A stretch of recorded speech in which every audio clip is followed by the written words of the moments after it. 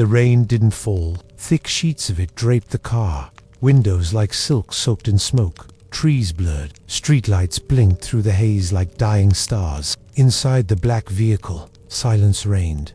No radio and no whispers, only the hum of movement and the slow, deliberate rhythm of inevitability. She sat with her hands folded in her lap, still, composed, but not calm. Her name didn't matter here. What mattered was what she was. The daughter of a man who had crossed a line, and the price that had been claimed in return. They hadn't taken her in chains. They hadn't needed to. Her father had handed her over himself. The mansion rose from the hillside like a fortress carved from night, stone, iron, and something colder than both. Its windows were tall and narrow, its entrance flanked by marble angels with wings stained by time. Light poured from inside in warm gold butt. It didn't invite, it watched. She stepped out of the car slowly, the cold wetness of the night clinging to her skin through her coat. Men in suits lined the steps silent, unmoving, with eyes that revealed nothing and hands that had done far too much.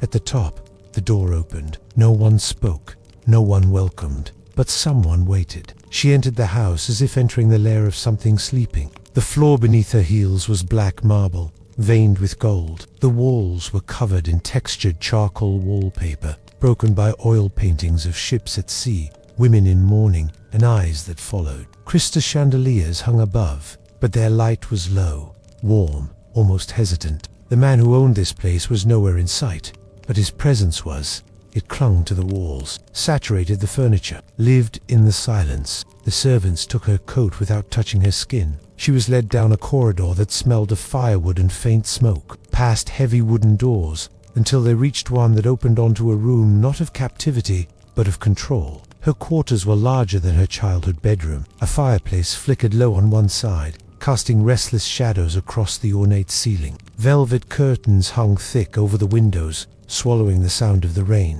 A four-poster bed dominated the center, draped in fabric, the color of dried blood. Roses rested on the nightstand, not fresh, dried. She moved like a statue placed in the wrong museum. Her suitcase had already been unpacked. Her clothing too modest, too simple had been replaced with silks and satins in colors she'd never dared wear. Nothing had been left to chance. She was not expected to belong. She was expected to be The first night passed without incident. No footsteps outside her door. No creaking floorboards. No voices. But she didn't sleep. She stared at the ceiling, tracing the edges of the chandelier's shadow as it shifted with each flicker of the flame. He had not come, but she knew he was watching. The second day was colder. She rose and dressed in silence, wearing a gown chosen for her dark blue, long-sleeved, soft against her skin, but too sheer. She wrapped her arms around herself as she stepped into the corridor. No one greeted her, but she was not alone. There were eyes, always eyes. The staff did not speak, but they saw her, not as a threat, not even as a guest, as something fragile brought into the lion's den to test its hunger. She explored the hall. The library was 3 stories tall, lined with leather-bound volumes and a spiral staircase that reached into shadow. The windows were stained glass, filtering sunlight into strange colors on the floor. The ballroom was empty, save for dust and echoes. The garden outside was fenced in high black iron.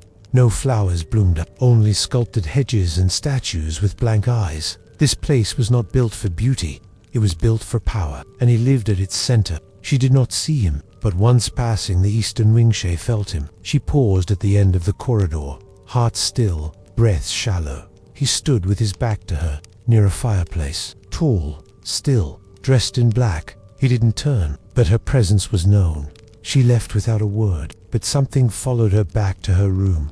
Not footsteps, a feeling, like a rope slowly tightening. That night, the fireplace in her room was already lit, the bedding turned down, a note on the table, but no words written, just a single white ribbon, folded twice, a symbol. The third day, she wandered deeper. She reached the southern wing doors locked, windows shuttered. The air grew cooler. The art on the walls changed, less real, more brutal. Images of war, of wolves, of men kneeling, and there another painting, a man seated on a throne of stone, his eyes painted in shades of storm and steel. Not handsome in the traditional sense, but terrifyingly compelling, the kind of beauty that didn't ask to be admired. it demanded. She stared too long, and when she turned around, she knew he had been there. Maybe not in body, but his world wrapped around her now, like the velvet curtains that silenced every scream. Later that night, the bath was drawn for her, rose petals floating, candles lit, no sound. She stepped into the water slowly, letting the warmth pull the cold from her bones. And as just before closing her eyes, she saw the reflection in the mirror across the room. Not his face, just a shadow. He was watching, but not touching, not yet. Sleep came late. Dreams came earlier. She dreamed of hands not on her, but around her, holding the air near her throat, brushing the hair from her temple, sliding over her spine without contact. She woke, aching, hungry for something she couldn't name. The fourth day, she found the music room. A grand piano stood untouched, dustless, waiting. She sat, not to play, to listen. The walls held echoes. Perhaps he had once played. Perhaps he still did. The ivory keys felt cold beneath her fingers. She pressed one. The note was clear, sharp. The sound carried, and somehow she knew he had heard. That evening, something had changed. She returned to her room to find the curtains open for the first time. The window cracked. The scent of rain and smoke slipped in. A fire burned brighter. The roses were gone. In their place, black lace gloves, delicate, timeless. She touched them, expecting cold, but they were warm, and next to them a ring box. Cliff. She didn't open it. Not yet. Not until she understood what it meant. But she wore the gloves. Not for comfort, for control. As she lay in bed that night, the fire cast in long shadows across the ceiling. She felt something tighten in her chest. Not fear, not even longing. Anticipation. She was no longer afraid of him. She was afraid of what she wanted him to do, and what she might let him take. She awoke before the sun. The fire had died, but the room still held the scent of wood and something deeper. She wandered through the west wing and found a small chapel bathed in stained glass. There, on the altar, a black rosary sat beside a candle still burning. She did not touch it, but she felt it watching. As she turned, she saw movement reflected, not real. A figure in the glass, present, unmoving, silent. That night, the music returned. A melody, low and slow, played by hands that knew how to bleed without breaking skin. She followed it to the music room and stood in the shadows, watching him. He played without looking up, but he knew she was there. He played for her, not to impress but to confess. She left before the final note fell. Sleep brought heat, a dream not of touches but of his presence hovering like smoke against her spine, of his breath behind her ear. She woke tangled, aching. The gloves were gone from her nightstand. Nothing replaced them. Not silence, not ribbon, not roses. The next morning, tea was brought, a tray of black liquid, white roses, and a blank card pressed by fingertips that hadn't dared write. She drank it. It tasted like velvet and warning. She explored again, upstairs, past dust and time, found a mirror in an empty room. Her reflection was no longer innocent. Her shoulders straighter, her gaze steady, her mouth slightly parted, not in fear, but anticipation. She turned down something. In the glass moved, behind her or within her. That night, she lit the fire herself. She brushed her hair in silence. The red dress remained folded in the corner. The gloves returned again this time, one resting on her pillow, the other under the sheets. She wore the left one only, not for surrender, but to send a message. When she lay down, she did not wait for music, or ribbon, or eyes in the dark. She closed her own and dreamed of the moment the hunter would stop circling and finally come for her. The dawn arrived pale and trembling, as if afraid to enter the house. Through the tall stained-glassed windows, the girl saw shards of rose and sapphire trace the marble floor, each fragment of color holding the echo of her restless dreams. She awoke in silence, no servants stirring, no distant piano only, the lingering scent of smoke and damp wood. The single black lace glove lay on the nightstand like a silent Her fingers hovered above it and then withdrew. Restraint and longing warred within her. She rose and moved through the room with deliberate calm. The silk of her gown rippled as she crossed the floor, each step a subtle claim of presence. Somewhere beyond the walls, life continued. Birds sang, rain fell, servants whispered prayers, but here, in this older wing of the mansion, time slowed, bent to the will of the man she had come to both fear and desire. The The corridor outside her door was cloaked in shadow. She stepped into the hush, her bare feet soundless on the cool stone. The air carried distant scents of leather, tobacco, and something sweeter, an amber perfume that lingered like a promise. Each door she passed was closed, trimmed in black lacquer, its brass handle reflecting candlelight that she could not see. It occurred to her that every closed door was both barrier and invitation. Drawn by instinct, she turned toward the library. It towered 3 stories high, with balconies overlooking rows of ancient tomes. She ascended the spiral staircase, the wrought iron railing cooled beneath her palm, until she reached a landing where dust motes drifted through a shaft of morning light. She paused, inhaling the scent of leather and parchment, letting the stillness settle into her bones.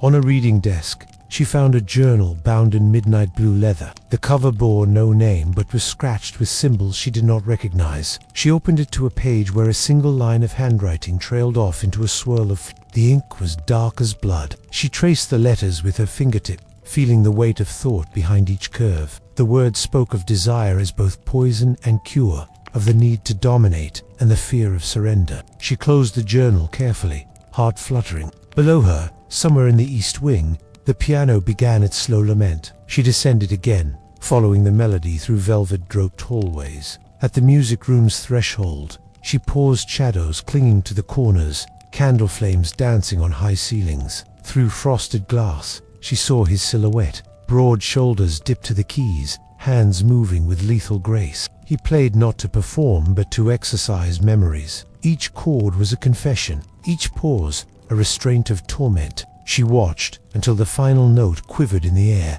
then slipped away before he could look up. In the hallway, her breath caught, not from fear, but from the ache of unvoiced connection. He had known she was there, always had known, and still he invited her in the only way he could, through music. Back in her room, the glove awaited. This time, she did not hesitate. She enrobed her right hand in the black lace, feeling the fabric mold to her skin like a second layer of nerve endings. It brought with it a thrill of power and vulnerability intertwined. The glove felt both like armor and a shackle. Afternoon shadows lengthened as she wandered into the garden. The iron gates were slightly ajar, as though left deliberately for her discovery. Beyond them lay a courtyard of statues, marble figures of women entangled in ivy, their eyes forever cast toward unseen heavens. The ground was slick with moss, and her bare feet left pale footprints on stone. She knelt by a fountain dry as bone, cupped her gloved hand under a trickle of moisture seeping from a crack. The water was cool against lace. She let it drip over her fingers and imagined herself baptized into this world of shadow and hunger. A gust of wind rattled the high windows. She stood, pressing the gnawing tension from her chest. Somewhere deep in the mansion, footsteps approached slow, deliberate. She did not turn. The air vibrated with his presence before she felt it at her back. The faint warmth of her body, the scent of tobacco and cedar. He did not speak. He did not need to. His nearness was command enough. When she turned, their eyes locked. She saw not cruelty but something more complex. Curiosity, hunger, and a glimmer of something softer, hidden beneath layers of control. The statues around them seemed to lean in, silent witnesses to a moment steeped in unspoken covenant. She raised her gloved hand and traced a line through the air. No contact. Only intent, the gesture seemed to echo between them, a signature of challenge and acceptance. He inclined his head slightly, and with that small motion, she understood that the game had irrevocably changed. This was no longer a test of his patience, but the opening moves of an intricate dance. Night crept in, cloaking the mansion in deeper shadows. She returned to the music room, drawn once more to the piano that seemed to speak his soul. He was already seated, but the cause of the melody was different. The notes were harsher, more urgent, as though born of conflict. It was a fierce, wild song, angry, beautiful, troubled. She entered quietly, and when he finished, he rose and gestured toward the bench, an invitation. She hesitated a fraction of a heartbeat before moving forward. Seated beside him, she let her gloved fingers hover above the keys. When she pressed one, the note rang true, then another, and another, until the room filled with hesitant harmony. He adjusted his own hands to follow her lead, guiding her through a simple chord progression. Their music interwove like two rivers converging, distinct currents merging, creating something neither could produce alone. When they stopped, The silence that followed was an embrace. She felt a tremor run through her, his presence pressed against her back, his breath a soft wind on her shoulder. She did not turn. They had communicated more through music than words ever could. In the corridor beyond, servants scurried past with trays of food, but she and he remained locked in the afterglow of connection. She rose to leave, but her glove-clad hand brushed his arm. It was a fleeting touch, unannounced, but it sent a pulse through her veins. He did not withdraw. Instead, his fingers closed over hers, over the lace Aunt held. The pressure was gentle but unquestionable. Hers was not merely a presence, but a possession he acknowledged. Over the next days, the mansion's pulse quickened. She noticed the staff's furtive glances, the tightening of guards at the gates, the low murmur of strategy in rooms she was not permitted to enter. The war between families, once a distant thunder, now raged at their doorstep. Hiroshi sensed it had shifted. No longer a mere collateral in her father's debt, she had become a linchpin in a struggle for power and vengeance. One morning, she awoke to find the glove missing. On her pillow lay a single black feather and a note of folded parchment. Nothing was written, but the feather's placement spoke volumes. The wild must never be caged. She touched the feather, its softness both a comfort and a warning. The necklace with the wolf's fang lay heavy on her throat, a reminder of her own untamed strength. She dressed and ventured into the East Wing's gallery, where portraits of Moretti ancestors gazed down with stony indifference. She studied the faceless patriarchs and matriarchs who had built empires on blood and iron. Some wore the same cold eyes as him. Others displayed a spark of madness that drew a parallel to the man she now knew. She ran her fingers over the gilded frames, letting their stories seep into her bones. This was her new heritage, whether she wished it or not. That night, the music returned, but as a duet. When she entered the room, she found him seated at the piano, and opposite him, another figure, his right-hand man observing from the shadows. The man at the keys began a mournful overture, and she sat on the bench beside him without hesitation. But this time, she did not play. She watched the way his hands moved, the arch of his spine, the set of his shoulders. Their duet was a conversation of power and submission, each note a question, each pause an answer. When the piece ended, he closed his eyes and bowed his head. As if in parent, she felt the tremor of vulnerability there. She reached out, gloved hand hovering near the keys, and he opened his eyes to meet hers. It was a moment of pure reckoning. She, the once scent-touched girl, now an equal in his silent world of music and danger. In the days that followed, she found her gloved hands handling new tasks. A letter was delivered to her own desks, sealed with his signet, ring-granting her permission to explore the Western Tower, a place she had been forbidden. There, she discovered maps of territories, lists of allies and enemies, and a ledger of debts large enough to buy kingdoms. His empire was vast, but fragile, held together by loyalty, fear, and blood. She closed the ledger and pressed her gloved fingertips to the worn leather. Knowledge, she realized, was a weapon as sharp as any blade. One evening, she wandered into the chapel she had found weeks before. The black candle still burned low on the altar, its flame crooked and defiant. The stained glass bathed the stone floor in shifting hues. She knelt before the altar and laid both gloved hands on the cold surface. In that quiet moment, she offered a vow not of submission, nor of rebellion, but of partnership. She would claim her place beside him on her own terms. The candle flickered as if in approval. Outside, a storm gathered. Lightning cracked beyond the windows, and thunder rolled through the hills. The house responded. Fires roared in hearths. Servants hurried by with purpose, and distant footsteps thundered in the hall. The war had come to them at last. She returned to the music room to find him waiting, face lit by lightning flashes. No servant accompanied him, no warning preceded his steps. He stood in the doorway, gloved hand raised as though to command the thunder itself. She met his gaze, unflinching. The storm outside was nothing compared to the storm between them. He crossed the room and approached the piano. With a gesture, he invited her to sit beside him. She did, placing her gloved hand on the keys. Together, they began to play a fierce, urgent melody that drove out fear and doubt. Their music shook the walls, drowned out the thunder, and carried their vow into the stormy night. They would face whatever came, together. As the final chord resonated, they rose. He took her hand-gloved and bare interlaced and led her from the room. Behind them, the mansion braced itself against the fury outside, but within its walls, a new alliance had formed. velvet and vengeance, locked in harmony, ready to claim their war. The final chord of the piano still trembled in the air, a vow suspended in the quiet that followed the storm's fury. The thunder had retreated to a distant grumble, a beaten beast licking its wounds.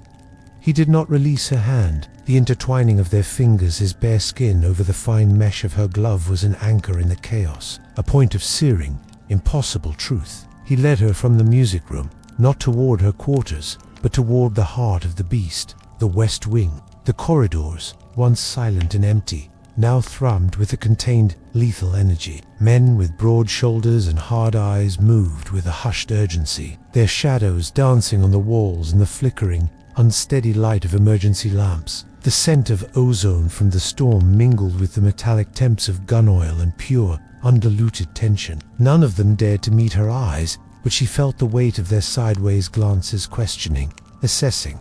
She was no longer a ghost in the halls. She was an enigma at the king's side. He brought her to a room she had never seen. It was not a library or a parlor, but a chamber of war. A massive table of dark oak dominated the space, its surface covered with a sprawling map of disputed territories, studded with markers of silver and obsidian. His lieutenants, men whose faces looked as if they were carved from granite, fell silent as they entered. Their reverence was for him, but their stunned curiosity was entirely for her. He did not introduce her. He did not say her name. He simply released her hand near the roaring fireplace and took his place at the head of the table. Her presence there, unguarded and consecrated by his lead, was a statement more powerful than any words. "They've hit the southern ports," one of the men said, his voice a low gravel. "The coasters are making their move." He listened, his gaze fixed on the map, a battlefield of ink and ambition. She stayed by the fire, a still point in the turning world. She was meant to be invisible, a beautiful piece of collateral kept safe. But by bringing her here, he had changed the rules. He had made her a witness. He had made her part of the siege. She watched as he moved the obsidian markers, his fingers sure and decisive, countering an unseen enemy with the cold logic of a predator. He was not just defending his territory. He was playing a game of dynasty and death that had been waged for generations. Hours bled into one another. The storm outside died completely, leaving behind a dripping, wounded silence. Inside, the low murmur of strategy continued. She learned more in that single night than she had in a lifetime, absorbing names of rival families, the locations of safe houses, the grim calculus of loyalty and betrayal. Finally, the council broke. The men dispersed with grim purpose, melting back into the shadows of the mansion. She and he were left alone in the room, with only the crackling fire and the silent, war-torn map between them. The silence was different, now not empty, but full of everything that had just passed between them in the company of others. He turned from the table, his eyes finding hers in the dim light. They were dark, fathomless, but for the first time, she saw something beyond the hunter's focus. She saw weariness. Alessandro. The name fell into the quiet between them. It was the first word he had ever spoken directly to her. His voice was deeper than she'd imagined, like the lowest notes on his piano. It was not a question, but a statement, an offering. She felt her own name rise to her lips, a thing she had almost forgotten she owned. He gave a slow, almost imperceptible nod. Alessandro Ilara. With 2 words, the world had been remade. The ghost and the captor were gone, replaced by a man and a woman standing on the precipice of a war. It was then that the first sound came from outside, not sunder, but the sharp, splintering crack of wood. A shout followed, cut brutally short. The siege was no longer a matter of maps and markers. It had come to their gates. Alessandro moved instantly. He did not hide her or send her away. He strode to the door and pulled her with him, his hand firm on her arm. "Stay with me." It was a command, but it was also a shield. The mansion erupted. The controlled chaos of before became a maelstrom of running feet, shouted orders, and the terrifyingly sharp report of gunfire echoing through the marble halls. He navigated the labyrinth with an innate knowledge, pulling her through corridors that smelled of cordite and fear. He stopped before a heavy tapestry depicting a wolf hunt, pushed it aside, and revealed a narrow, descending staircase. The air that rose from it was cold and ancient. They took shelter in a small, stone-lined rumor wine cellar, or perhaps something older. It was lit by a single, bare bulb that cast their shadows long and stark against the damp walls. Above them, The sounds of the fight raged, the thud of the shattering of glass, the roar of a war she had only ever imagined. Here, in the claustrophobic dark, his control seemed to falter for a fraction of a second. He leaned against the wall, closing his eyes. The king's mask slipped, revealing the man beneath, burdened by the weight of his empire. "My father won this house in a single night of bloodshed," he murmured, his voice rough. "He told me it was built on a foundation of bone, and that I should never trust the loyalty of any man who wasn't afraid of me." He opened his eyes, and they were fixed on her, burning with an intensity that stole her breath. He never said what to do with someone who wasn't. Before she could process his words, he reached out. His fingers didn't touch the glove, but brushed the bare, sensitive skin of her wrist, finding the frantic pulse that beat there. It was the most profound touch she had ever known, real, grounding, stripped of all symbolism. "They want to tear it all down," he said, his thumb stroking her pulse. "They think because I took his daughter, I have a weakness." A memory sparked in her mind, a detail from one of the ledgers she had glimpsed in the Western Tower. A name, a debt, a connection she hadn't understood then. "The Coasters," she said, her voice barely a whisper, yet it cut through the noise. "Their shipping routes, they're leveraged. Their biggest partner is a man named Julian. According to your ledger, he owes your family a blood debt from 2 generations ago." Alessandro went perfectly still, his eyes narrowed, the weariness vanishing, replaced by the sharp gleam of a predator who has just been handed a weapon. He stared at her, truly seeing her not as a beautiful pawn or an intriguing mystery, but as an asset, an equal. He slowly straightened up, pulling her with him. He didn't speak, but his grip on her arm shifted from protective to proprietary. He was leading her back up, not to hide, but to act. The immediate assault was repelled by the time they emerged. The mansion was scarred, its beauty marred by violence, but his forces had held. They stood together in the main hall, amidst the smoke and the eerie quiet of the aftermath. His men looked at her differently now. The way he kept her at his side, the way his gaze kept returning to her, had changed her status forever. He took her gloved hand and, in full view of his remaining lieutenants, he raised it to his lips. He didn't kiss the black lace. He turned her hand over and pressed a firm, hot kiss to the pulse point on her wrist he had so recently stroked. It was an act of ownership, a brand of fealty, and a silent acknowledgement of the power she had just wielded. The battle for the house was over. The war for his throne had just begun.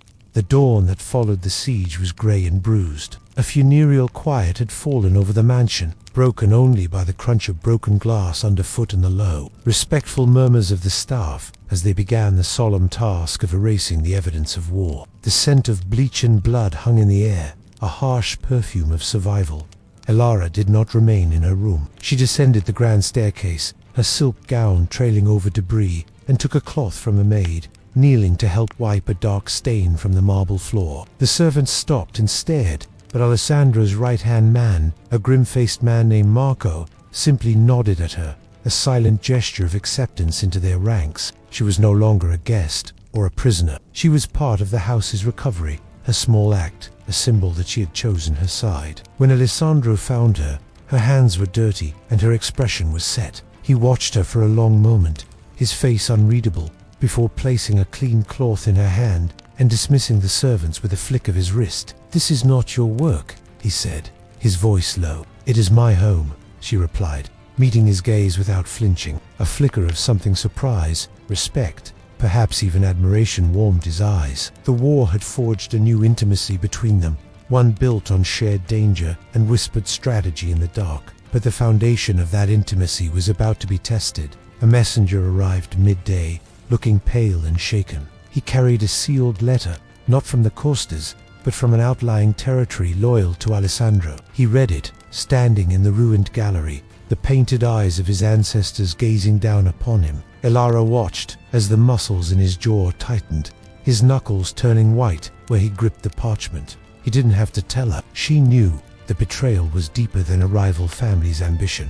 "My father," she stated. It wasn't a question. Alessandro finally looked at her, his expression a mask of cold fury. "He didn't just sell you to settle a debt, Elara. He sold you as a key, a way to get his own man inside my walls, to learn my weaknesses. The Costa attack was a diversion. Your father's plan was to have you poison me on the night of the new moon." The world tilted, the air left her lungs. Every silent gesture, Every meal sent to her room, every moment of solitude was cast in a new, sickening light. She had been a lamb, fattened not for the slaughter, but to be the butcher. Her father hadn't just given her up. He had weaponized her existence, counting on her to be the beautiful, compliant instrument of his treachery. A cold, hard rage, purer than any she had ever known, solidified in her chest. It was a diamond forged under pressure. Later that day, Alessandro found her in the chapel. She was standing before the altar, the black rosary cool in her hands. She was not praying. She was focusing her anger, honing it into a blade. He came to her with the small, velvet ring box from her first week. She had almost forgotten it. He didn't speak. He simply opened it. Inside, nestled on black satin, was not a diamond. It was a signet ring, carved from onyx. A wolf's head, identical to the one on his own ring, but smaller, more slender. It was not a promise of love in a world that didn't understand it. It was an offer of a crown. "He thought you were a key to my demise," Alessandro said, his voice a low vibration in the sacred quiet. He was right. "You are a key." He took the ring from the box. "But you are mine, and you will be the key to his undoing." He held it out to her. "This isn't a cage, Alara. It is a throne. At my side." Her choice was already made. She held out her left hand, and he slid the heavy, cold ring onto her finger. It was a perfect fit. The black lace gloves were forgotten. She was now armed in onyx and vengeance. Together, they planned the reckoning. It was not his plan, but hers, born of the unique pain of her father's betrayal. It was clever, intimate, and utterly ruthless. They would not meet him on a battlefield. They would invite him into the heart of their home, under the guise of her success. The message was sent. Alara had done it. Alessandro was dead, poisoned as planned. Her father was to come and claim his prize, the daughter who had secured his new position of power and the spoils of the Moretti Empire. He arrived 2 nights later, smug and triumphant, walking into the mansion as if he already owned it. He found Alara waiting for him in the grand hall, looking every inch the grieving widow in a gown of black velvet. "You did it, my girl," he said, his arms open to embrace her. "I knew you had it in you." She stepped back, letting his arms fall. "You knew I had what in me, father, obedient, or the stomach for betrayal."